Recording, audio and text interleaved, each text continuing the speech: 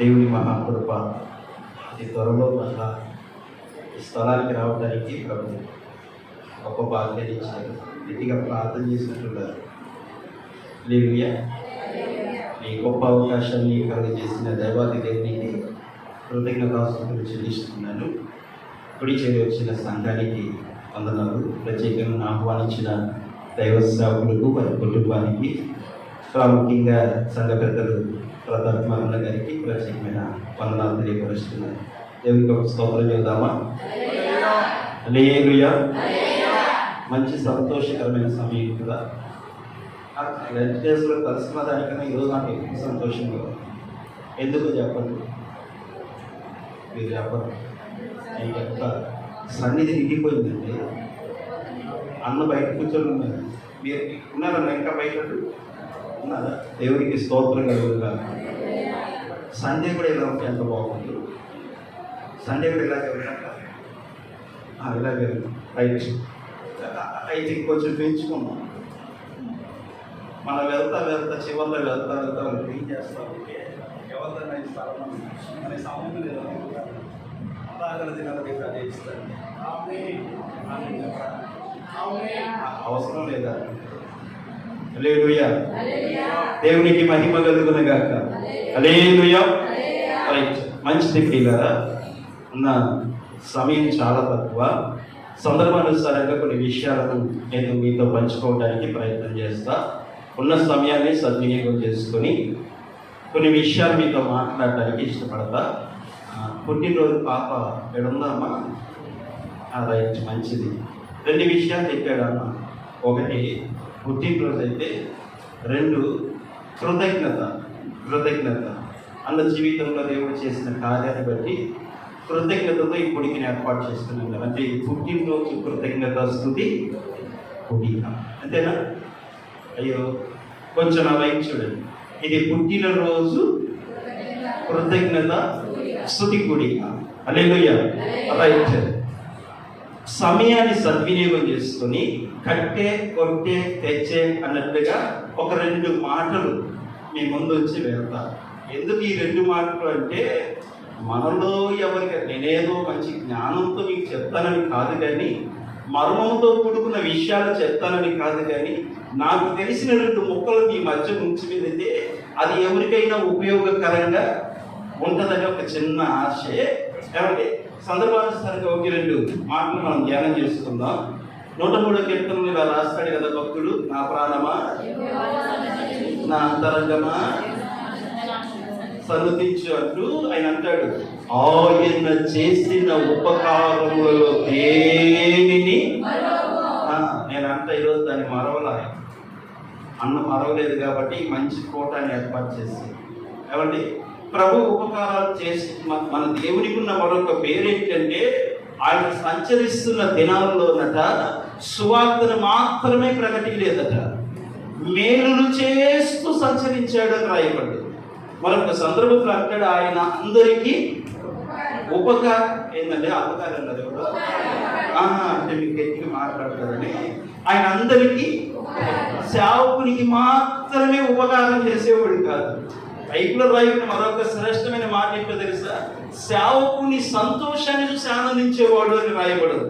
అలాగని సేవకునికి మాత్రమే ఉపకారం చేసేవాడు కాదు, కానీ మనందరికీ ఆయన ఉపకారం చేసేవాడు. అయితే 1-2 మాటలు మనం ధ్యానం చేసుకుని ముందుకు వెళ్దాం రండి. పరిశుద్ధమైన బైబిల్ గ్రంథంలో 94వ కీర్తన 14వ చరణాన్ని మనం చదువుకుందాము. యెహోవా తన ప్రజలను ఎడబాయువాడు కాడు, తన స్వాస్థ్యమును విడనాడువాడు కాడు. ముందే అనుకున్నాం, ఇది ఏ కోటం? ఉపకారాలు చేసే కృతజ్ఞతతో కూడుకున్న పుట్టినరోజు ఇప్పటికి అనుకున్నాను. ముందు అటు నుంచి వద్దాం. ఏమంటే ముందు ఈ కృతజ్ఞత గురించి మాట్లాడుకొని తర్వాత పుట్టినరోజు దగ్గరికి వెళ్దాం. పాప ఏడే ఉందంటే మాట్లాడుకుందాం. గమనించండి, యెహోవా తన ప్రజలను ఎడబాయువాడు కాడు, తన స్వాస్థ్యమును విడనాడువాడు కాడు. అన్నిందాక మాట్లాడుతూ సాక్షిరూపంగా ఒక మాట ఉన్నారు. గడిచిన దినాల్లో ఆయన పడిన వేదన, ఆయన పడిన బాధ, ఆ స్టోన్స్ ప్రాబ్లం అంటే అది వచ్చిన వాళ్ళకి తెలుస్తుంది ఆ నరక వేదన అనేది ఏం చేయండి. గమనించండి, కొన్ని సందర్భాల్లో ఆ కాలులో అడ్డం పడి నాన్న అవస్థ పడాల్సి వచ్చింది. ఆ సమయంలో అన్న ఒకవేళ తన జీవితంలో ఎదురైన కొన్ని సందర్భాలను బట్టి సేవలో ఏమంటే సేవ అనేది చిన్నకాయ విషయం ఏమి కాదు అంటాడు కదా. ఒక భక్తుడు అంటాడు, సేవ అంటే చావుతో. మరొక ఆయన అంటాడు, నా సిలువని ఎత్తుకొని రమ్మంటే ఏదో చక్క సిలువను మోసుకొని రావటం కాదయ్యా, సమాధి పెట్టి ఒక దాన్ని నీ మెడకు చుట్టుకొని రావడం అని అన్నాడు ఒక ఆయన. వాస్తవమే, సేవ అనేది కుటుంబ భారం ఒక ఎత్తు అయితే సేవాభారం అంతకు మించి. కుటుంబంలో సమస్యలు ఒక విధమైతే సేవలో ఉండే సమస్యలు చూడండి, అందరూ ఒకేలాగా ఉండరు. అందరు మనస్తత్వాలు, నేను మిమ్మల్ని విమర్శించట్లా, మీరు అందరూ దాన్ని అన్నన్నాడు చక్కగా నన్ను ప్రేమించే కుటుంబాలను దేవుడికి ఇచ్చాడు. దేవునికి మహిమ కలుగునుగా. హల్లెలూయా. నేను ఎదుర్కొన్న సమస్యలు చెప్తున్నా, అందరూ ఒకేలా ఉండరు.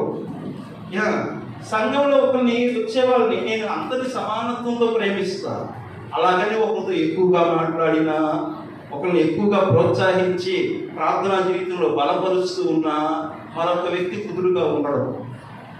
ఏంటో వాళ్ళ మీద ప్రేమ, ఏంటో వాళ్ళంటేనే అంత సేవకుడు కాపుకుంటాడు, వాళ్ళ దగ్గర బాగా ఏముండదు. మరి గమనించండి, దేవుని యొక్క వాక్యంలో మనం చూస్తాం కదా, ఆయన పడిన ఆ మార్గంలో ఆయన పడిన శ్రమలో కొన్నిసార్లు అనుకోవచ్చు ఏమన్నా తెలుస్తా, ఆయన ఉన్న ఆ తీరులో మన అందరూ వదిలేశారనో, సంఘం పట్టించుకోలేదనో, అంటే మీరు పట్టించుకోలేదని కాదే, కొన్ని సందర్భాల్లో ఆయన ఎదుర్కొన్న సమస్యల్లో అందరూ కొన్ని టయాల్లో ఆయన ఒంటరితనాన్ని అనుభవించి ఉండి ఉండొచ్చు.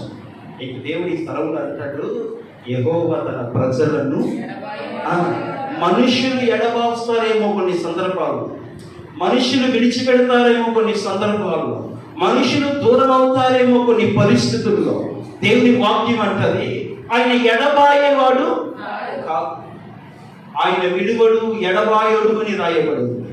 ఈ సందర్భంలో నేనంటే ఆయన ఎడబాయుడు ఎందుకో తెలుసా, ఆయన విడిచిపెట్టడు ఎందుకో తెలుసా. ఏమండి, ఇందాక అన్న చెప్తాను కదా, నా కొరకు మీరు అందరూ ప్రార్థన చేశారు అని చెప్పారు కదా, మీరు చేశారు కదా, అని కొద్దిగా ఎందుకు చెప్పండి, చేస్తారు కదా. సేవకుని కుటుంబం కొరకు ప్రార్థన చేశారు. నేను ఒక మాట అడుగుతా, మీరు ఏమనుకోకుండా ఒక మాట అడుగుతా, నిజంగా చెప్పండి. ఈ మాట ఏంటంటే, అరుణోదయమున లేచి ఎంతమంది ప్రార్థన చేస్తున్నారు?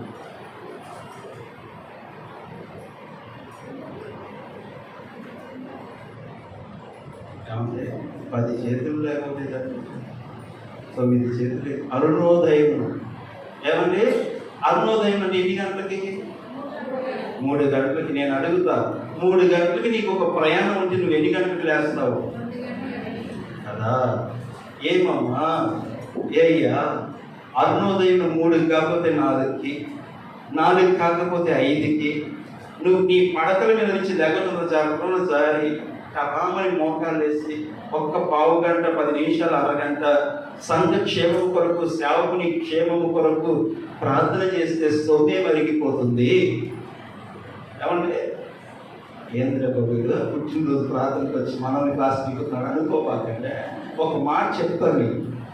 ఎందుకు ఈ మాట అడుగుతున్నానంటే, సేవకుడు తన ఆరోగ్యం పొంది నా సంఘము ప్రార్థన చేసింది, నేను ఈ స్వస్థతను పొందుకున్న వాస్తవమే. సేవకుడు ప్రార్థన సంఘానికి తోడుగా ఉండాలి. అదే సమయంలో సంఘ ప్రార్థన ఆ సేవకుని కుటుంబానికి తోడుగా రావాలి. ఏమండి, తల్లిదండ్రులుగా మీ ప్రార్థన మీ పిల్లలకు తోడుగా ఉండాలి.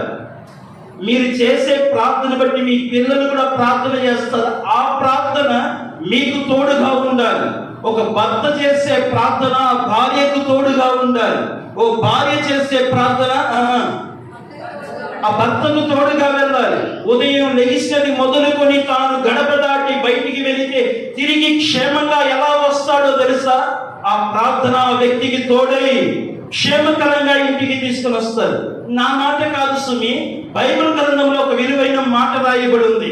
కీర్తన గ్రంథం 42వ అధ్యాయం 8వ వచనంలో భక్తుడు ఇలాగా అంటాడు. సమయం లేదు కనుక చెప్పుకుంటూ వెళ్ళిపోతా, మీరు ఇంటికి వెళ్ళాకైనా చదవండి. కీర్తన గ్రంథం 42వ అధ్యాయం 8వ వాక్య భాగంలో అక్కడ ఏమని రాయబడి ఉంటుందో తెలుసా? నా జీవదాత అయిన దేవుని కూర్చిన ప్రార్థన నాకు ఏమైందని? ఎవరిని కూర్చిన ప్రార్థన? నా జీవదాత అయిన దేవుని కూర్చి, దేవుని సన్నిధిలో, నా జీవదాత అయిన దేవుని సన్నిధిలో నేను చేసే ప్రార్థన అది నాకు తోడుగా వచ్చింది అంటాడు. ఎవరి ప్రార్థన ఎవరికి తోడుగా వెళ్ళింది? అమ్మ, ఎవరి ప్రార్థన ఎవరికి తోడుగా రావాలి? సంఘంలో దైవ సేవకుడైనా సేవకురాయలైనా అరుణోదయమున లేచి చేసే ప్రార్థన ఉంది చూశారు. ఆ ప్రార్థన ఆ దినమంతా మీకు తోడై మీకు క్షేమాన్ని కలుగజేస్తారు. పెద్ద ప్రమాదం జరిగే పరిస్థితిలో కూడా ఆ ప్రమాదాన్ని చిన్నదిగా చేసి మరణము దాకా వెళ్లకుండా సులువుగా ఆ ప్రార్థన మీకు కాపుదలగా ఉండి మిమ్మల్ని తప్పిస్తుంది. హల్లెలూయా. ఈ అరుణోదయపు ప్రార్థన బహు విలువైంది. గమనించండి, మన కృతజ్ఞతలో దేవునికి మనం ఏమై ఉంటామో తెలుసా? చేసిన మేలులను బట్టి ఆయన సముఖములో ఇలాగ ఈ కృతజ్ఞత కూటం. ఇది ఎప్పుడు వరకు తెలుసా? దేవుడు మన పట్ల ప్రతిరోజు మేలులు చేస్తూ ఉంటాడు కనుక సర్వదా ఆయనకు మనము కృతజ్ఞతమై ఉండాలి. దేవుని యొక్క వాక్యంలో మనం చూస్తాం, నా జీవదాత అయిన దేవుని కూర్చిన ప్రార్థన అది నాకు. నేను అడుగుతాను, ఇప్పుడు అడుగుతా, మీ ప్రార్థన మీ భర్తకు తోడుగా ఉంటుందా? మీ పిల్లలకు తోడుగా ఉంటుందా? అరుణోదయములను లేచి చేసే ప్రార్థన, అరుణోదయములను లేచి చేసే ప్రార్థన, సేవకుడు చేసే ప్రార్థన అది మీకు తోడుగా వస్తుంది. సంఘముగా మీరు చేసే ప్రార్థన అది సేవకునికి తన కుటుంబానికి తోడుగా ఉంటుంది. గనుక ఈ ప్రార్థన మనకి తోడుగా ఉంటుంది కనుక ఆ దేవుడు ఆ ప్రార్థన మనకి కంచగా ఉంచి ఆయన నిత్యము ఎడబాయని దేవుడుగా మనకి ఉంటాడు. హల్లెలూయా, హల్లెలూయా. ఆ ప్రార్థన మనకి తోడుగా ఉండటాన్ని బట్టి ఏం జరుగుతుందో ఒక మాట చెప్పి పుట్టినరోజు కార్యక్రమంలోనికి మనం వెళ్ళిపోదాం. ఏమండి? అపోస్తలుడైన పౌలు భక్తుడు ఇలా అంటాడు. ఏమంటాడు అంటే 2వ తిమోతికి రాసిన పత్రిక 4వ అధ్యాయంలో 17వ వాక్య భాగాన్ని మీరు ఒకసారి చదవగలిగితే, అతని విషయమై నీవు జాగ్రత్తగా ఉండుము. అతడు మా మాటలను 17వ వచనం చదువు. అయితే నా ద్వారా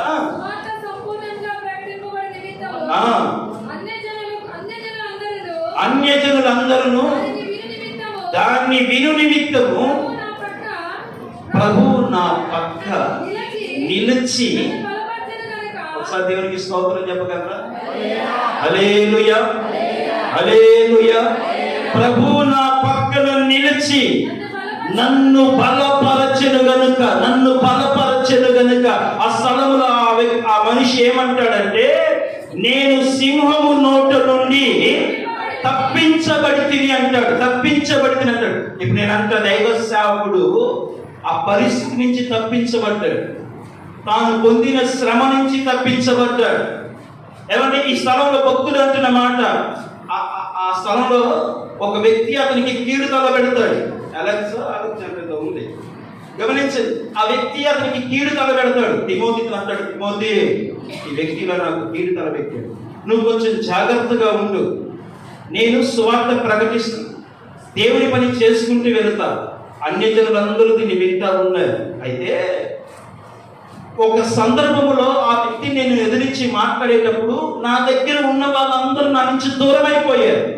ఏమంటే ఎవరి దగ్గర నుంచి? అర్థం కావాలి. తిమోతితో మాట్లాడుతూ పౌలు గారు, ఒక సందర్భం వచ్చిందయ్యా, నేను ఎదిరించి మాట్లాడేటప్పుడు నాతో ఉన్న వాళ్ళందరూ నా నుంచి దూరం అయిపోయారు, పారిపోయారయ్యా, నేను ఒక్కరిని నిలవాల్సి వచ్చింది, నువ్వు కొంచెం జాగ్రత్తగా ఉండు అంటాడు. ఎవరు అంటున్నారు ఈ మాట? పౌలు గారు అంటున్నారు. తన బలం ఏందయ్యా అంటే సంఘం, తన బలం ఏందయ్యా అంటే తన చుట్టూతో ఉన్నవాళ్ళు. సేవకుని చుట్టూతో ఉన్న వ్యక్తులు సమస్య వచ్చింది, పరిష్కరించి అండగా ధైర్యంగా నిలబడాల్సిన వ్యక్తులు ఏమైపోయారంటే ఆ సమస్య నుంచి సేవకుని వదిలి దూరం అయిపోయారు. ఆ సందర్భంలో పౌలు అంటాడు, అందరూ వెళ్ళిపోయారయ్యా, అయితే నా పక్కన నిలిచి నన్ను బలపరచిన ఆయన ఒక ఆయన ఉన్నారు అంటాడు. హల్లెలూయా, హల్లెలూయా. ఎవరు లేని ఆ పరిస్థితిలో, ఒంటరి జీవితం అనుభవించిన ఆ స్థితిలో నేనంట సేవకుని ప్రభువు ఆయన పక్కన నిలిచి బలపరచాడు. హల్లెలూయా. ఈ స్థలానికి ఒకవేళ ఈ కృతజ్ఞత, ఈ పుట్టినరోజు ఈ కృతజ్ఞత స్తుతి ఆరాధనకు వచ్చిన ప్రియ సంఘమా, ఈ మాట విను. నీ జీవితంలో, నీ కుటుంబంలో, వ్యక్తిగతంగా ఏదైనా ఒక సమస్యతో, ఒక కృంగుబాటుతో ఒకవేళ ఈ స్థలానికి వచ్చావేమో, నిరాశతో ఒకవేళ ఈ సన్నిధిలోనికి వచ్చావేమో, ఏదో వేదనతో ఈ స్థలానికి వచ్చావేమో, ప్రభు నీతో మాట్లాడుతున్నారు కదా, ఈ స్థలం నుంచి నువ్వు వెళ్ళబోయేటప్పటికీ ఆయన నీ పక్కన నిలిచి ఆయన నిన్ను బలపరచబోతూ ఉన్నాడు, బలపరచబోతూ ఉన్నాడు, బలపరచబోతూ ఉన్నాడు. దేవుని బలమును పొంది నువ్వు వెళ్ళబోతూ ఉన్నావు. హల్లెలూయా, హల్లెలూయా. నేనంట ఈ మాటను పట్టుకుని నేనేమంటానంటే, ఇంతవరకు బలపరిచిన దేవుడు, ఇంతవరకు ధైర్యపరిచిన దేవుడు ఇక ముందును సేవలో ఇప్పటి వరకు ఒక విధమైతే, ఇక ముందును దైవ సేవకుని తన కుటుంబాన్ని దేవుడు ఒక ఉన్నతమైన అభిషేకముతో బలపరిచి నడిపించబోతూ ఉన్నాడు. హల్లెలూయా. తనని మాత్రమే కాదు కానీ తన కుటుంబాన్ని మాత్రమే కాదు కానీ కూడి వచ్చిన సంఘాన్ని ప్రభు ఏం చేయబోతున్నారో తెలుసా? పక్కన నిలచి, మీ పక్కన అవుతుంది చెప్పండి, నీ పక్కన ప్రభు నిలచి, నీ పక్కన ప్రభు నిలచి నిన్ను బలపరచబోతున్నారని చెప్పండి. వందనాలకి చాలా గట్టిగా చెప్పేది అమ్మా, కొద్దిగా తట్టి చెప్పగలరా? ప్రభు నిన్ను బలపరుస్తారని చెప్పండి. కొట్టబాగండి, తట్టి చెప్పండి, మామూలు తట్టి ప్రభు నిన్ను బలపరుస్తారు. హల్లెలూయా. అలా ప్రభు సేవలో మిమ్మల్ని ఇంకొను బలపరచబోతున్నారు. హల్లెలూయా. దేవుని యొక్క మాట ప్రియులారా ప్రవచనాత్మకంగా మనము తీసుకోగలిగితే, దేవుని యొక్క వాక్కును ప్రవచనాత్మకంగా నీ హృదయంలోనికి స్వీకరించగలిగితే, ఆ వాక్కు నీలోనికి చేరి, ఆ వాక్కు నీలో నిలిచి, ఆ వాక్కు ప్రియులారా నిన్ను వెంబడించి, ఆ వాక్కు ప్రియులారా ఆయన ఆ వాక్కు ద్వారా నీ పక్కన నిలిచి నిన్ను బలపరచబోతూ ఉన్నారు. దేవుని బలమును పొందుకోబోతూ ఉన్నావు. ఏదో విషయంలో నువ్వు కృంగి నిరాశతో నా జీవితంలో ఈ గడ్డు సమస్య నుంచి నేను విడుదల పొందలేను, ఇక బయటికి రాలేను, నా సమస్య నా జీవిత కాలం అంతా దీనిలోనే నేను మగ్గిపోవాల్సిందని అనుకుంటున్నావేమో, నా ప్రభువు నీ పక్కన నిలిచి నిన్ను బలపరచబోతూ ఉన్నారు. హల్లెలూయా, హల్లెలూయా. అక్కడ అంటాడు ఆయన ఈ మాట అంటూ, నేను సింహము నోట నుండి, అపవాది అయిన వాడు సింహం వలె నిన్ను మృంగటానికి సిద్ధంగా ఉన్నా, ఆ సింహము నోట నుండి ఆయన నిన్ను తప్పించడానికి నీ పక్కన నిలిచి ఆయన నిన్ను బలపరచునుగాక. అటు కృపతో ప్రభు నిన్ను నింపునుగాక. రైట్. ఇక రెండవ విషయం వస్తే పాపది పుట్టినరోజు, నాకు పేరు తిరగదు, డయానా అంటాడు. నీకేం అభ్యంతరం లేదుగా? అదేనన్నా, నాకు తిరగదు ఎందుకు ఆ బాధ, డయానా. ఇప్పుడు పాపకి 5 సంవత్సరాలు. ఇప్పుడు పాపకు మనం ఏం చెప్పాలి? మీరేందని అడ్డు చూస్తారు. మనం చెప్తే ఆ పాపకి ఇప్పుడేం అర్థం కాదు.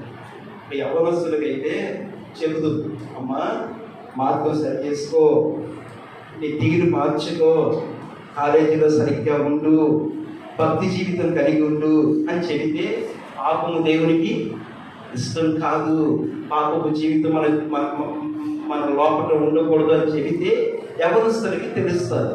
ఇక అమ్మా మనం పాపం చేయకూడదు తండ్రి అని 5 ఏళ్ళ పాపదానా అర్థం కాదు కదా. కాబట్టి ఇప్పుడు పాపం కాదు, ఎవరికంట? ఆ తల్లిదండ్రులకి కావాలి. ఏదో వేసాడు అనుకో బాబు, నేనేం చెప్పను, ఒక మాట చదివించి ముందుకు వెళ్తాను. లూకాసు వార్త మొదటి అధ్యాయము 19వ మాటను ఒకసారి చదువుదామండి. దూత నేను దేవుని సముఖమందు నిలుచు కాపురియలు నీతో మాట్లాడుటకును ఈ సువర్తమానము నీకు తెలుపుటకును పంపబడి తిని. ఇక్కడ ఒక గాబ్రియల్ దూత మనకి కనబడతాను. ఈ గాబ్రియల్ దూత అంటది, నేను దేవుని సన్నిధి నుంచి వచ్చా. ఎక్కడి నుంచి? దేవుని సన్నిధి నుంచి వచ్చా. ఎందుకు వచ్చారు గాబ్రియల్ గారు అని అంటే, ఆ దూత అంటది, నీకు ఒక మంచి వార్త చెప్తామని వచ్చా. ఏ వార్త? వార్తలో రకాలు ఉన్నాయి. చెడ్డ వార్త ఉంది, మంచి వార్త ఉంది, మరొక వార్త కూడా ఉంది. గమనించండి. ఈ దూత అంటది, నేను నీకు ఒక మంచి వార్త మోసుకొని వచ్చా. అయితే నేను ఎక్కడి నుంచి వస్తున్నానో తెలుసా? దైవ సన్నిధి నుంచి నీకు మోసుకొని వచ్చా. హల్లెలూయా. తల్లిదండ్రులారా వందనాలు. నేను ఇప్పుడు ఎక్కడి నుంచి వచ్చాను అంటే, దూత అన్నట్టు అక్కడి నుంచి రాలేదు, కానీ దేవుని మందిరంలో నుంచి వచ్చా.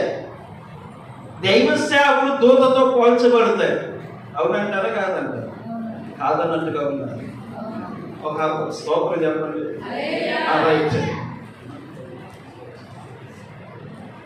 గమనించండి, దైవస్థానం నుంచి వచ్చా. నేను వస్తూ ఒక వార్త మోసుకొచ్చా. అదే వార్త అంటే శుభ వర్తమానం. ఏంటి ఆ శుభవర్తమానము అంటే, ఇక్కడ 17వ వచనములో, ఇదే అధ్యాయం లూకాసు వార్త మొదటి అధ్యాయం 17వ వచనములో, ఈ 17వ వచనములో చివరి మాట నేను చదువుతాను, మీరు కావాలంటే చూసుకోండి. అక్కడ అండర్లైన్ చేసుకోండి. కనుక నీకు సంతోషమును మహా ఆనందమును కలుగును, అతడు పుట్టినందున అనేకులు ఏం చేస్తారంటే, కొద్దిగా ఇది నవ్వుతూ చెప్పండి, ఇంకొంచెం నవ్వుతూ చెప్పండి. కుళ్ళు అని ఇది కూడా కుళ్ళు అనండి, ఒక 10 సార్లు అనండి. అయ్యో మీరేందా ఏది అనేటట్లేదు. సంతోషము అనండి. కుళ్ళు అని ఒక 10 సార్లు ఉన్న తర్వాత ఒకసారి మీ ఫేస్ చూడండి, కుళ్ళిపోయారు. సంతోషము అన్న తర్వాత ఒకసారి చూడండి, ముఖంలో ఆ తేజస్సు కనబడుతుంది. హల్లెలూయా. ఈ స్థలంలో రాయబడుతున్న మాట ప్రియులారా, 17వ వచనం చివరి భాగంలో, కనుక నీకు సంతోషమును మహా ఆనందమును కలుగును అన్న తర్వాత, అతడు పుట్టినందున అతడు అనే కాడ అబ్బాయినే కాదు అమ్మాయినైనా పెట్టుకోవచ్చు. దేవుని మహాకృప. అన్న ఇద్దరు అమ్మాయిలు, నాకు 2 అమ్మాయిలు అంతే, కానీ అమ్మాయిలు ఉన్న వాళ్ళు ధన్యులు అంటున్నారు. దేవునికి మహిమ కలుగును కాక. ఎందుకో చెప్పండి, ఈ రోజుల్లో ఉన్న పరిస్థితిని బట్టి ఏమంటే కొడుకు ఇంటికి ధైర్యంగా వెళ్ళలేకపోతున్నారు, కానీ కూతురింటికి అబ్బా ఎన్ని సోఫాలు కాళ్ళ మీద కాలే, ఇదిగా మా అమ్మ నాన్న వచ్చినే మార్కెట్కి పోయిరా అని అంటారు. ఎవరు? నేను తండ్రినండి బాబా, నాకు 2 కూతురు. మా అమ్మాయి ఆదివారం వస్తే, ఇదిగో ఆమెకు చాలా రోజులు అయింది, వెళ్ళి మార్కెట్ కాడికి అని అంటారు. మేము వండుకోకపోయినా మా అమ్మాయి జాగ్రత్తగానే. దేవునికి మహిమ కలుగును గాక. ఆ కూతురు రోజులు ధన్యులు అంటుంది. ఈ స్థలంలో పిల్లరా ఏం చదువుకున్నాం మనం? పై మాట, గనుక నీకు సంతోషమును. ఫస్ట్ ఎవరికి చెబుతున్నాడు అంటే తండ్రికి చెబుతున్నాడు. జకర్యా అనే వ్యక్తితో దూత చెబుతుంది, మొదట నీకు సంతోషము మహానందము కలుగుతుంది, ఆ తరువాత నీకు పుట్టిన పిల్లలను బట్టి అనేకులు సంతోషిస్తారు. మొదట ఈ శుభవర్తమానం ఎవరికట? తండ్రికి నీకు సంతోషమును. ఆ కొద్ది గట్టిగా, మీకు సంతోషమును మహానందము కలుగుతుంది అన్నాడు. గమనించండి, అమ్మాయి పుట్టినప్పుడు సంతోషించండి. ఎందుకు ఏమంటే పిల్లలు పుట్టినప్పుడు సంతోషిస్తారా లేదు? ఏదో మీకు లేనట్టుగా ఉంది. గమనించండి, ఈ సంతోషం అంటే పిల్లలు ఎదిగే కొద్దీ వాళ్ళు ఒక యవ్వన కాలానికి వచ్చినప్పుడు కూడా ఇదే సంతోషం మీకు ఉందా? ఏదో డౌట్గా చూస్తున్నారు. నేను తెలుగులోనే అడిగా. పిల్లలు పుట్టినప్పుడు ఏ సంతోషం అయితే ఉందో, నాకు బాబు పుట్టింది, నాకు బాబు పుట్టాడు అన్న సంతోషము పుట్టినప్పుడు ఎంత సంతోషంతో 10 మందికి చెప్పావో, వాళ్ళ యవ్వన స్థాయికి వచ్చినప్పుడు, ఎదిగినప్పుడు అదే సంతోషం మీకుందా? కొంతమంది జీవితాలు, అందరికీ ఉంటుందని నేను చెప్పలేను, కొంతమంది జీవితాల్లో ఇలాంటివాడు నాకు, ఇలాంటిది నాకు పూర్తి చేయాలి, కొంచెం ఇలాంటివాడు నాకు పుట్టడం. ఎంత విచారకరమైన మాట వస్తుందంటే, వాళ్ళ హృదయం నుంచి ఎంత వేదనకరమైన మాట వస్తుందంటే నోటి మాటలతో చెప్పలేదు కదండి. దేవుని యొక్క వాక్యంలో మనం చూస్తాం, నీకు సంతోషము మహా ఆనందము కలుగుతుంది అంటారు పుట్టిన. కానీ చాలా మంది ఒక మాట వచ్చేవారు అలా కూర్చుంటారు. కొంచెం జాగ్రత్తగా దైవ వాక్యాన్ని మనం విందాం. మన బ్రతుకుల్లో సరిదిద్దగలిగింది ఏదైనా ఉంది అంటే దేవుని యొక్క వాక్యం. అది మన నడవడిని సరిచేస్తుంది, మన కుటుంబ పరిస్థితులను సరిచేస్తుంది. హల్లెలూయా, దేవునికి మహిమ కలుగును గాక. హల్లెలూయా. కొంచెం స్పీడ్గా చెప్పేస్తా, ఉన్న సమయాన్ని సద్వినియోగం చేసుకుంటారు. ప్రియులారా, పిల్లలు ఎదిగే కొద్దీ కొంతమంది తల్లిదండ్రుల జీవితాల్లో ఆ సంతోషం కనుమరుగైపోయి ఏడుపు తప్ప, విచారం తప్ప మరొకటి ఉండదు. తెలుసా మీకు? ఈ మధ్యగా నిన్ననే జరిగిన ఒక సంఘటన. మా ఇంటి దగ్గర ఒక అతను మా చర్చికి వస్తూనే ఉంటాడు. వాళ్ళ కుటుంబం తరపున జరిగిన సంఘటన. వాళ్ళు పిల్లలు యవన స్థాయికి వచ్చేది. యవన స్థాయి అంటే వాళ్ళు 9వ తరగతి చదువుతున్నారు. పరిస్థితులు ఏందో వాళ్ళ ఇంటిలో పిల్లల పరిస్థితి ఏంటి అంటే, పిల్లోడు మాట వింటున్నాడు. ఎందుకు మాట వింటలేదంటే, వాడి సహవాసం వేరయ్యి డ్రగ్స్కి, సిగరెట్స్కి, మందుకి అలవాటయ్యి తల్లిదండ్రులు లెక్కాసమ్మ లేకుండా మాట్లాడుతూ ఉన్నారు. 3 రోజుల నుంచి పిల్లోడు ఇంటికి వెళ్ళాలి. నిన్న జరిగిన సంఘటన ఏంటంటే, వాళ్ళ నాన్న చిన్న మాట అని, కోపంతో ఒక మాట అని ఒక చిన్న దెబ్బ వేసాడంటే ఆ పాప మీద చిన్న దెబ్బ వేసి. గమనించండి, పిల్లలు ఎలా తయారయ్యారంటే, ఈ రోజుల్లో పిల్లలు ఎలా తయారవుతున్నారంటే, చిన్న మాట అన్నా వాళ్ళు పడట్లేదు, ఒక దెబ్బ కొట్టినా వాళ్ళు తీసుకోవట్లేదు. గమనించండి, వాళ్ళు ఒక స్థాయికి వచ్చిన తర్వాత మాకు అంతా తెలుసు, నాకేమి నువ్వు చెప్పని అవసరం లేదు అన్నట్లుగా పిల్లలు తయారయ్యారు. పరిస్థితి ఏంటయ్యారంటే, చెప్పా పెట్టకుండా ఆ పిల్లలు ఒక లెటర్ రాసేసి వెళ్ళిపోయిందండి ఇంట్లో నుంచి. వీళ్ళొచ్చి తల్లిదండ్రులు ఆ లెటర్ చూసుకొని, నేను ఇంట్లో నాకు సమాధానం లేదు, ఈ ఇంట్లో నేను ఉండలేకపోతున్నాను, నన్ను క్షమించండి, సారీ డాడీ, సారీ మమ్మీ అని చెప్పి లెటర్ రాసేసి వెళ్ళిపోయింది. లెటర్ రాసేసి వెళ్ళిపోతే వీళ్ళు అప్పటికి చూసుకోలేదు. ఆ తండ్రి నోటి మీద టీ తాగేటప్పుడు ఆటో వెళ్తూ ఉంటే తాగుతా చూశాడట. చూస్తే ఆ మోకాలు కింద వరకు చూసింది. ఏంటి మా అమ్మాయిలు ఆ ప్యాంట్లు చెప్పుల్లాగా ఉన్నాయని చెప్పి ఇంటికి వచ్చి చూసుకొని ఆటోలో వెళ్ళటం చూశాడు. ఇంటికి వచ్చాక గంట కన్ఫామ్ చేసుకొని నెత్తి నోరు కొట్టుకుని ఏడుస్తూ అక్కడికి తిరిగాడట. రైల్వే స్టేషన్ల చుట్టూ తిరిగాడా, బస్ స్టేషన్ల చుట్టూ తిరిగాడా, నానా విధాలుగా తిరిగితే ఎక్కడ పాప దొరకలా. పిల్లోడు ఒక పక్క వెళ్ళిపోయాడు, ఈ పాప ఒక పక్క వెళ్ళిపోతే ఇంటికి వచ్చి వాళ్ళు ఒకరిని పట్టుకొని ఒకళ్ళు ఏడుస్తూ కూర్చున్నారు. చాలాసేపటి తర్వాత చీరాల పోలీస్ స్టేషన్లో ఆ రైల్వే పోలీసులు వాళ్ళు పట్టుకొని వాళ్ళ ఫోన్ నెంబర్ తీసుకొని వీళ్ళకి ఫోన్ చేస్తే అదరా వాళ్ళు వెళ్ళి ఆ పాపని ఇంటికి తెచ్చుకున్నారు. రాత్రి వాళ్ళ పిల్లోడు మా ఇంటి స్థాయిని వస్తే ఆ పిల్లోడిని పట్టుకొని మేము వాడితో మాట్లాడి బండి ఎక్కించుకొని తిరిగి వాళ్ళ ఇంటికి వెళ్ళి కూర్చోబెట్టుకొని 11 దాకా వాళ్ళతో కూర్చొని మాట్లాడటం. మా ఈ రోజుల్లో పిల్లలు మాట్లాడలేదు. తల్లిదండ్రులు శత్రువులుగా అయిపోయారు. తల్లిదండ్రులు ఎలా అయిపోయారు? పిల్లలకు శత్రువులు అయిపోయారు. వాస్తవంగా తల్లిదండ్రులు మిత్రులుగా ఉండాలి, కానీ పిల్లలకి ఏమయ్యారంటే శత్రువులు అయ్యారు. శత్రువులుగా ఉన్నారమ్మా, మీరు వాళ్ళ ఇంట్లో కాదు, ఈ కోణంలో ట్రిప్ చేస్తే వాళ్ళ మాట వినరు అని వాళ్ళతో మాట్లాడి సర్ది చెప్పి వాళ్ళ ఇంట్లో పెట్టేసి వచ్చారు.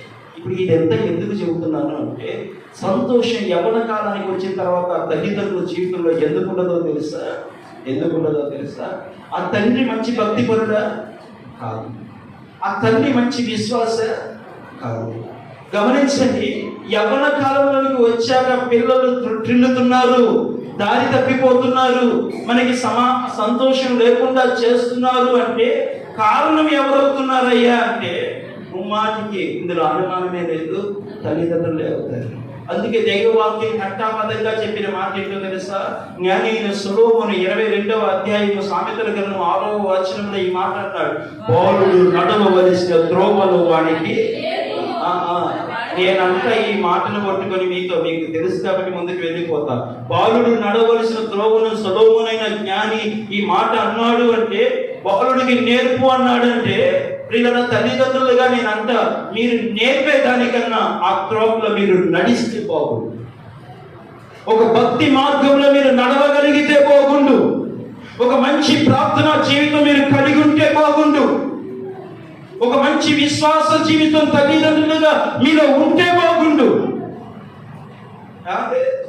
పెళ్లిళ్ళకి పిల్లల్ని తీసుకెళ్తాం, ఫంక్షన్లకి తీసుకువెళ్తాం. మహాదరిద్రం మరొకటి ఏంటంటే అమ్మ, క్రైస్తవులు అయ్యుండి విశ్వాసులు అయ్యుండి సినిమాలు పిల్లల్ని తీసుకొని ఇదేం పాడుబుద్దో అర్థం కాదు. నేను రక్షణలోనికి రాకముందు సినిమాకి వెళ్ళొస్తే మా అక్క అప్పటికి మంచి విశ్వాసం. సినిమాకి వెళ్ళొస్తే అప్పటికి మనకి దేవుడి గురించి పెద్దగా తెలియదు. సినిమాకి వెళ్ళొస్తే ఏదో సొక్క వాసన చూసి ఆడికి వచ్చావురా అని. నేనే ఆడికి వెళ్ళాను అంటే, నువ్వు సినిమాకి వెళ్ళి వచ్చావు కదా, సరే దొరికింది ఏదో దొరికిపోయాం కదా అని వెళ్ళాను అన్నా. ఆమె ఒక మాట ఉంది ఆ రోజు నుంచి ఈ రోజు వరకు సినిమా హాల్ కాదు కదా, అటు చూడాలన్నా నాకు అసహ్యం వేస్తుంది. ఏమందో తెలుసా? సినిమా హాల్లో అడుగు పెట్టిన వాడు వ్యభిచార గృహములో అడుగు పెట్టినట్టు అంతే. అదేంటి అంత మాట అన్నావంటే, సినిమా హాల్లో ఏముంది? పొగ తాగే వాళ్ళు లేరా? మద్యం తాగే వాళ్ళు లేరా? అల్లరిచ్చిన పనులు చేసుకునే వాళ్ళు లేదా? ఆ బొమ్మలో నీకు కనబడేది ఏంటి? అది వ్యభిచార గృహం కదా అని అన్నా.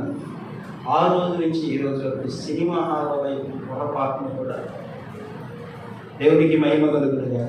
మనలో ఉన్న దరిద్రం ఏంటంటే, చాలా మంది దైవ భక్తిని, దైవ మార్గాన్ని, దేవుని ప్రేమను వ్యక్తపరిచి పిల్లలకు నేర్పాల్సింది పోయి, ఆ మార్గంలో మనం నడవాల్సింది పోయి, మనమే దారి తొలుగుతుంటే పిల్లలు ఎలా నేర్చుకోగలరు? బాలుడు నడవలసిన త్రోవ నేర్పు అన్నాడు ఆయన. నువ్వు నేర్పడం కాదు, నువ్వు నడవడానికి ఒక మంచి ప్రార్థనాపరుడిగా, ఒక మంచి ప్రార్థనాపరుడుగా నువ్వు ఉండు. నిన్ను చూస్తూ ఎదిగే పిల్లలు నీ వెనకాల నడుచుకుంటూ వస్తారు. అన్న పట్ల నాకు ఆ దిగులు లేదు.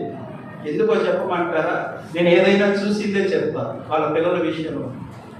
శ్రేష్ఠగా ఏం పని చేస్తారో నాకు తెలియదు, కానీ అన్నయ్య కన్నా ప్రార్థనకు వస్తే యూనియన్ మీటింగ్ అయినా సరే పిల్లల్ని వెంట పెట్టుకొని రావడం నేను చూశాను. పిల్లల్ని వెంట పెట్టుకొని రావడం, వాళ్ళు వచ్చి వాక్యం వింటారా, ఆడుకుంటున్నారా అన్న సంగతి తర్వాత. ఈయన బట్టి నేనేమో ఆలోచన చేస్తానంటే, అన్నతో పాటు పిల్లల్ని తెచ్చాడు. ఈ దైవ సేవకుల సమూహంలో వీళ్ళందరూ చేతులెత్తి ప్రార్థన చేస్తూ ఉన్నారు. ఇంతమంది ప్రార్థన అభిషేకం పిల్లల మీద పనిచేస్తుంది కదా, అది పిల్లల మీద నిలుస్తుంది కదా. గమనించండి, దైవ సేవకులుగా వీళ్ళు ప్రతినిత్యం ప్రార్థన చేస్తూ ఉంటారు, దేవుని ఘననామమును మహిమపరుస్తూ ఉంటారు. ఆ ప్రభావం పిల్లల మీద పనిచేస్తుంది కదా. అందుకని నాకు దిగులు లేదు. ఈరోజు మా చర్చి ఇక్కడ బాత్రూమ్ లేదు. మాకు బాత్రూమ్ కట్టడానికి ఆ బేస్మెంట్ కట్టి అందరికి మట్టి మోస్తా ఉంటే చాలా మంది, ఒక 15 మంది పిల్లల దాకా వచ్చారు. మోస్తా మా పిల్లడు మనవడు మోస్తా ఆ మట్టి ఆ చిన్న దాంట్లో వేసుకుని నెత్తి మీద వేసుకుని వస్తా, ఎస్ అయ్యా నాకు మంచి బుద్ధిని, నాకు మంచి చదువుని, మంచి ఉద్యోగాన్ని అయ్యా అని వేస్తున్నాడు. వాడు ఇసుక మోస్తా అలా మోసుకుని వాడు చెప్పుకుంటా వస్తే నాకు ఆశ్చర్యం అనిపించింది. ఇది ఎక్కడి నుంచి వచ్చింది? ఎక్కువ శాతం మాతోనే ఉంటాడు కనుక మా విధానాన్ని చూసి వాడు నేర్చుకోవడానికి ప్రభు కృప చూపాడు. హల్లెలూయా. మొదట నువ్వు నడిచే మార్గము మంచిదైతే నువ్వు నీతిమంతుడు అయితే నేను తల్లిదండ్రులారా నేను మీకు చెప్పేది ఏంటి అంటే, నీ పిల్లలకి ఒక 10 ఎకరాల పొలం కొని ఇవ్వలేకపోయినా పర్వాలేదు, లక్షల రూపాయలు నువ్వు సంపాదించి ఇవ్వలేకపోయినా పర్వాలేదు, బంగారము నువ్వు సంపాదించి ఇవ్వలేకపోయినా పర్వాలేదు, నువ్వు ఒక మంచి భక్తిపరుడుగా నువ్వు జీవించగలిగితే ఆ ప్రార్థన జీవితం, ఆ ఆత్మ నీ పిల్లల మీదకి దిగి వస్తుంది. హల్లెలూయా, దేవునికి మహిమ కలుగును గాక. తొందరగా ఒక 2 విషయాలు చెప్తాను ప్రియులారా. కీర్తన గ్రంథంలో ఈ మాట రాయబడింది ఏంటో తెలుసా? 8వ అధ్యాయం 2వ వచనంలో ప్రియులారా, చిన్న పిల్లల గురించి రాయబడిన మాట ఏంటో తెలుసా? బాలుల యొక్కయు చంటి పిల్లల యొక్కయు స్తుతుల మూలమున నీవు ఒక దుర్గమును స్థాపించి ఉన్నావు. పిల్లలకు నేర్పగలిగితే వారి స్తుతుల మీద, వాళ్ళ యొక్క స్తుతుల మీద దేవుడు దుర్గముగా నిలుస్తాడట. ఇది ఎలా సాధ్యం? నీ నీతియుక్తమైన భక్తి జీవితం మీద ఆధారపడి ఉంది. గమనించండి, దేవుని యొక్క వాక్యంలో రాయబడి ఉంది, నువ్వు అలా బ్రతికితే నీకు కలిగే, నీ పిల్లలు కలిగే ఆశీర్వాదం ఎలా ఉంటుంది అంటే, కీర్తన 14:5 ప్రకారముగా, ఎందుకనగా దేవుడు నీతిమంతుల సంతానము పక్షమున, దేవుడు ఎవరి పక్షం ఉంటాడు? ఆ దుర్నీతి పక్షం ఉండే వాళ్ళ గురించి కాదు, సన్నిధికి దూరంగా ఉండే వాళ్ళ గురించి కాదు, అటు ఇటు భక్తి కలిగిన వ్యక్తుల గురించి కాదు. దేవుని యొక్క వాక్యంలో చూస్తా ఉన్నాం కదా, ఎందుకనగా దేవుడు నీతిమంతుల సంతానం పక్షమున, నువ్వు నీతి కలిగిన భక్తి జీవించగలిగితే, తిమోతికి రాసిన పత్రికలో ఒక విలువైన మాట రాయబడి ఉంది. త్వరగా వెళ్ళిపోతా, ముగించేస్తా 5 నిమిషాలు. 2వ తిమోతి 1:5లో ఏముందో తెలుసా? అక్కడ రాయబడిన మాట, ఆ విశ్వాసము మొదట నీ అవ్వ అయిన లోయలోను నీ తల్లి అయిన యునికేలోను వసించెను, అది నీ యందు సహా. దేవునికి మహిమ కలుగును గాక. ఏది? ఆ విశ్వాసం, ఆ భక్తి, ఆ నీతియుక్తమైన జీవితం ఎక్కడి నుంచి? అవ్వగారి నుంచి మొదలవుతా ఉంది.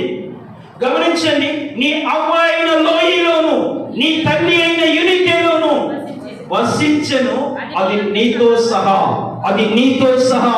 ప్రియ తల్లి ఈ మాట విను, ప్రియ తండ్రి ఈ మాట విను. నువ్వు ఒక మంచి ప్రార్థనా పరుడువా, అదే ప్రార్థనాత్మ నీ పిల్లల మీద ఏలుబడి చేస్తుంది. నువ్వు ఒక మంచి ప్రార్థనా యోధురాలువా, అదే ఆత్మ నీ పిల్లల మీద పనిచేస్తుంది. హల్లెలూయా. దైవ సేవకులు, దేవుని సన్నిధిలో ఒక మంచి విశ్వాసం కలిగిన దైవ సేవకులే, వారి మీద ఉన్న ఆత్మ, ఆ తల్లి మీద, ఆ తండ్రి మీద ఉన్న ఆత్మ ఆ పిల్లల మీద పనిచేస్తుంది. హల్లెలూయా. ఒక సందర్భంలో దావీదు గారు ఇలా అన్నాడు. ఏమన్నాడో తెలుసా? నేను చిన్ననాటి నుంచి చూస్తున్నానయ్యా, ఇప్పుడు నేను ముసలివాడిని అయ్యా. నేను కాదండి, దావీదు గారు. నన్ను అనుకునేది వయసు అయిపోయిందేమో. దావీదు గారు ఈ మాట అంటాడు. కీర్తన గ్రంథం 37వ అధ్యాయంలో 25వ వచనంలో ఈ మాట అంటాడు, నేను చిన్నవాడి నాటి నుండి చూస్తున్నా, నాకు 75 ఏళ్ళు వచ్చాయి.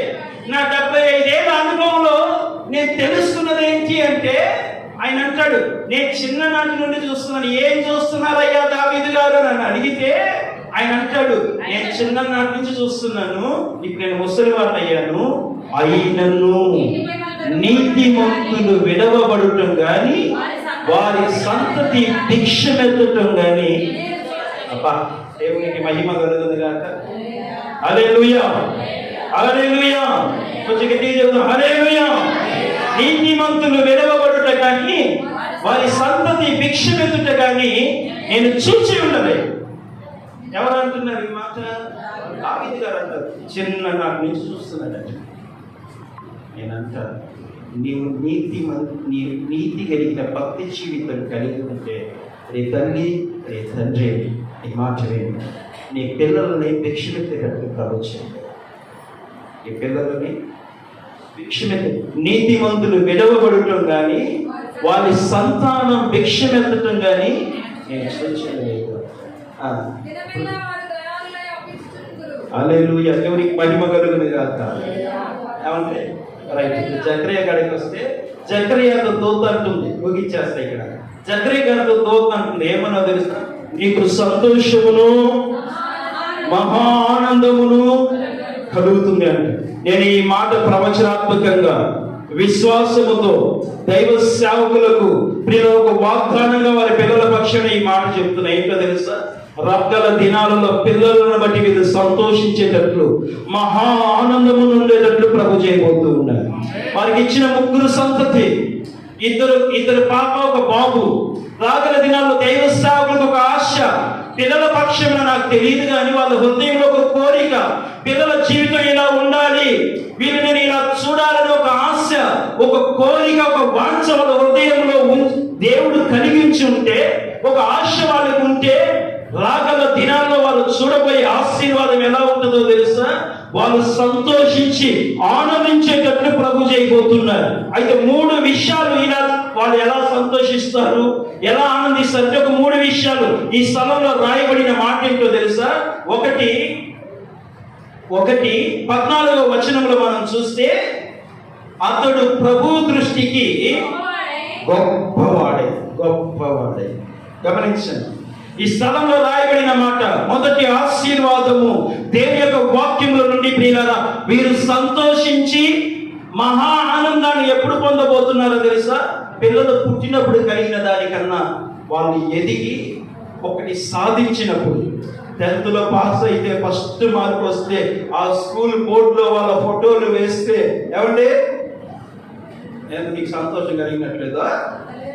గమనించండి, వాడు ఒక సాఫ్ట్వేర్, ఒక ఇంజనీర్, ఏదైనా యాప్ కనిపెట్టి చరిత్రకెక్కి టీవీ న్యూస్లో పదే వాళ్ళ ఫోటోలు వేసి మాట్లాడుతూ ఉంటే అంతకు మించిన భాగ్యం ఏ తల్లిదండ్రులకు కావాలంటే? గమనించండి, రాగల దినాల్లో వారికి ఇచ్చిన సంతతిని దేవుడు ఏం చేయబోతున్నాడో తెలుసా? గొప్ప వ్యక్తులుగా, గొప్ప బిడ్డలుగా ప్రభు ఆశీర్వదించును గాక. ఒక ఉన్నతమైన కార్యాలను వారు పూనుకుందును గాక. దేవుని సేవలో ఒక బలమైన సాధనాలుగా ప్రభు వాడుకును గాక. హల్లెలూయా. రెండవ మాట ప్రియులారా, చదువుదాం. అక్కడే రాయబడిన మాట, వాళ్ళు పరిశుద్ధాత్మతో నిండిన వారై ఉంటారు. ఎలా ఉంటారు?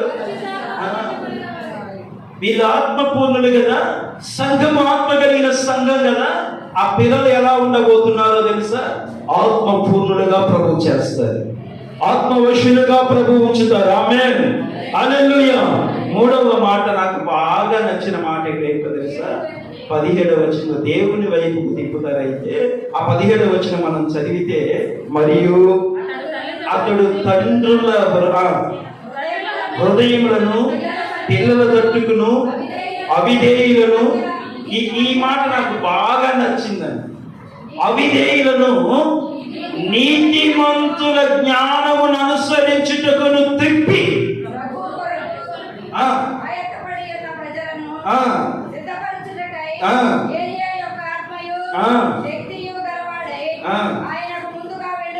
దేవునికి మహిమ కలుగునుగా. ప్రజలందరూ సంతోషిస్తారు ఆయన. ఎప్పుడో తెలుసా? ఈ స్థలంలో రాయబడిన మాట, అవిధేయులను నీతిమంతుల జ్ఞానం అనుసరించుటకు తిప్పి ప్రభు కొరకు ఆయుధపడి ఉన్న ప్రజలను సిద్ధపరచుటకై 3 ఆశీర్వాదాలు ఈ స్థలంలో. మొదటి ఆశీర్వాదం, గొప్ప చేస్తాడు. ముగ్గురిని గొప్ప చేస్తాడా లేదా అన్న సంగతి పక్కన కాదు, గొప్ప చేస్తాడు. 3 మీద దేవుని ఆత్మను దేవుని ఉంచుతాడు. హల్లెలూయా, హల్లెలూయా. 3వ మాట, అనేకులను ప్రభు తట్టుకు తిప్పే వ్యక్తులు కాదు. ఎవరిని దేవుడు లేపుతాడా ప్రియులారా, ఎవరిని వాడుకుంటాడా అన్న సంగతి నాకు తెలియదు, కానీ ఒకరిని ఒక గొప్ప స్థానంలోనికి ప్రభు తీసుకుని వెళుతాడు. 3 మీద దేవుని ఆత్మని ప్రభు ఉంచుతాడు. ఒకరిని దేవుని కొరకు, అనేకులను ఆయన కొరకు సిద్ధపరచడానికి ప్రభు వాడుకుంటాడు. హల్లెలూయా. ఈ ఆశీర్వాదము పిల్లల తలల మీద నిలుచును గాక. ప్రభు అటు కృపను అనుగ్రహించును గాక. ఈ సంతోషము తల్లిదండ్రులకే కాక సర్వజనులు సంతోషించినట్లు ప్రభు అటు కృపను అనుగ్రహించును గాక. అదే ఆశీర్వాదం మన తలల మీదను మన పిల్లల మీదను ఉండును గాక. ఈ కొద్ది మాటలు ప్రభు దీవించి ఆశీర్వదించును గాక. దేవునికి స్తోత్రం. హల్లెలూయా. పెట్టుబడిన వాక్యం కొరకు ప్రార్థన చేసుకున్నాం. చిన్న ప్రార్థన దైవ సన్నిధిలో రోజు మీద గారు చిన్న ప్రార్థన